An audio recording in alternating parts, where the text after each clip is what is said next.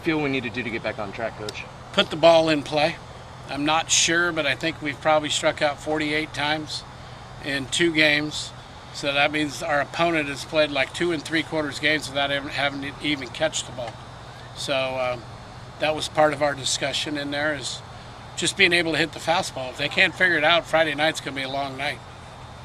Absolutely. And what are you expecting from Stanford this weekend?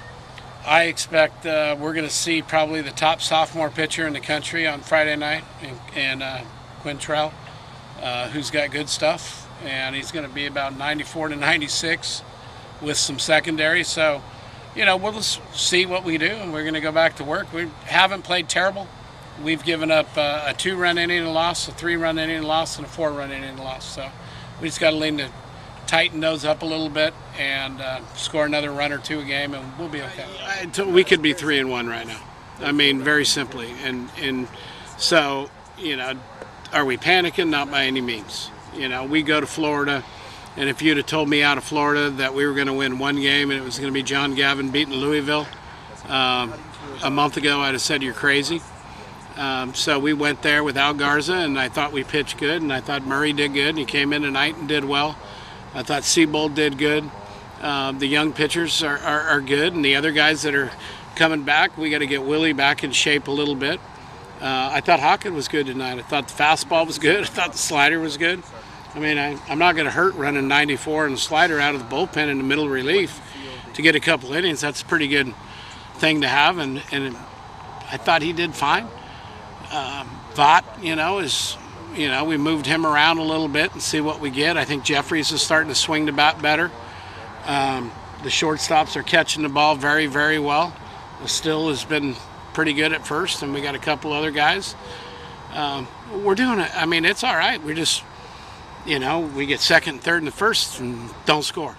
The other day we had first and third, nobody out, and don't score. So we just got to figure out how to execute some of that stuff a little bit better and move from there. But we're not terrible. Yeah, by any means. With a lot of new faces, especially in the lineup, is it kind of a trial and error period? Because I've seen you've moved a lot of guys around. You've used a couple different lineups. Is it kind of trying to experimenting right now and trying to see what you got out there? Exactly. I mean, we honestly don't. We got Bryant Richards, who played last year some. Didn't produce offensively very well, either one of them. Steve didn't play offense very well last year. So he's been rotating, he's played everyone until tonight.